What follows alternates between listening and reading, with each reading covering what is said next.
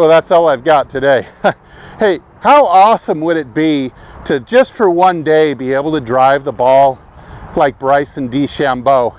I wouldn't even care what I shot, I don't think, but it'd be an awful lot of fun. How many strokes do you think you'd shoot under your normal handicap if you could drive the ball like Bryson for just 18 holes? So hey, in this video, I'm going to talk about what I call Bryson's real secret to his driving success. You probably won't hear it on any other channel, and it's all coming up right after this.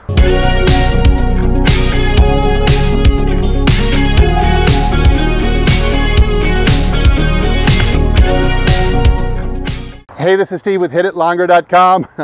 I'm on a mission to hit the ball more like Bryson Dechambeau, to hit it longer and straighter off the tee all the way to the green, because just like Bryson Dechambeau, he's looking like he's having a lot of fun. Hitting it like that makes me have a lot more fun on the course.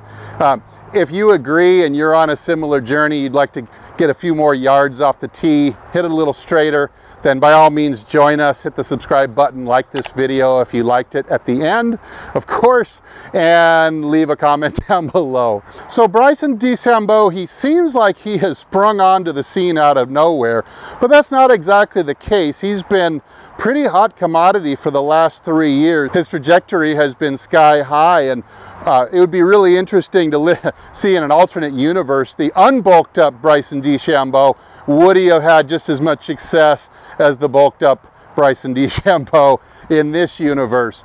Certainly it is awfully fun to watch. He's getting, you know, clubhead speeds averaging in the 190s out on the course, and this is during a US Open when you're supposed to swing under control. Even in a US Open where he's got it all calculated, the odds and the strokes gained and everything on what his odds are of making a birdie or a par or a bogey based on being X yards down the fairway or even in the rough.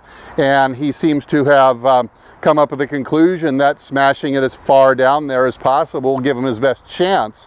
What's really amazing to me about Bryson is how straight he's hitting the ball for how far he's hitting it. Not meaning to overlook his incredible speed that he's been swinging at, but to me the key factor here is how little he gets in trouble or takes penalty strokes out of these crazy long drives. So the other day I was doing a slow-mo analysis of Bryson's swing from the all different angles, and something really stuck out to me, and I said, wow, that really shares a lot of characteristics, commonalities as my mentor Mike Austin. So let's get into what I feel is Bryson's real secret, why he's having so much success this year with the driver and with all his other clubs as well. So the key for me starts when Bryson is here, he's in the slot shallow.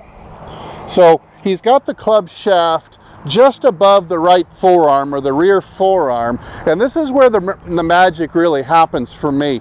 You'll notice what happens as he goes into the ball, and it's the exit that I'm looking at the most, where the exit, the shaft stays low, almost lower than this. See, I don't think this is just window dressing to me, this high hands deal at address. I think he's actually lower than that when he gets to the ball. So he is maintaining posture this way and exiting with the shaft low and around to the left. It's just like, I'll show you in the corner here, it's just like Mike Austin used to do, and Mike Austin could swing very fast, but he was known as a very straight hitter as well. So they share these two things, which is, again, a maintenance of the posture. Bryson, you could probably almost argue that he bends a little bit extra this way at the hips as he goes through impact. And so that's turning into a really nice amount of side bend like this. And that shaft just never gets tall. It comes on through and immediately exits beautifully left as the club shaft stays fairly low. Okay, so now with the magic of editing, I've got what I call the Bryson Dechambeau drill set up. Again, it's not the speed. The speed is impressive, But again, I'll reiterate, to me, it's how many straight shots he's hitting with this kind of speed. This must mean that his angles going through impact must be pretty impeccable. So here I've got my favorite chair. I've got an old shaft with the head cover on it sticking out from my bag. And this way it can kind of force me to learn and groove. So I'll start in a shallow position, almost lifting this chair up. So here's my shallow position. Now I'm going to work down the chair, turn, and exit low and left. Shallow, push the chair, low and left. Just like that. Let me give it a try with a ball. Now this move is a little bit new for me. It's a little bit different for me, so I'm going to go slow. We're going to go shallow, exit left.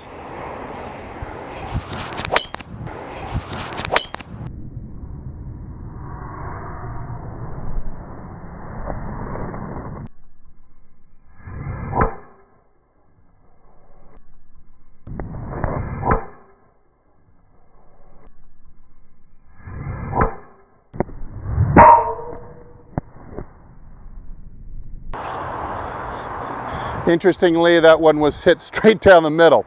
Very interesting. I'm going to have to investigate this a little bit more. Okay, so why is this approach so effective?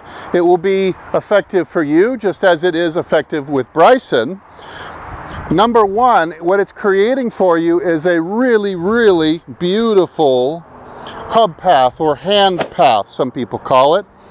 Now what that's going to do is, number one, as the handle works around to the left, not high and to the right, but low and around to the left, it's going to act as a kind of a counter, like a counter whipping action this way. So as you're applying uncocking force here, the shaft is coming around the corner, and it's almost acting as like a trampoline to multiply all that force you're putting into the shaft to uncock it. The second thing it's doing, as the handle works around to the left, is it is helping to square up the club face so that we don't need a lot of club face rotation right through the impact zone. So while I think Bryson, the way he's doing this, is at a little bit increased risk of injury, and time will tell whether or not anything happens in his lower back, but as long as he keeps these angles coming through the ball, you're going to see him out there winning a lot of tournaments for a long time. Hey, I'm going to go back and work on this a little bit more, because while I may never swing as fast as Bryson, I certainly would like to hit as many balls in play as he does. So I'm going to go back to practicing this technique again, but hey, as usual, I'll either see you in the next video or I'll see you longer and straighter down the fairway. Take good care.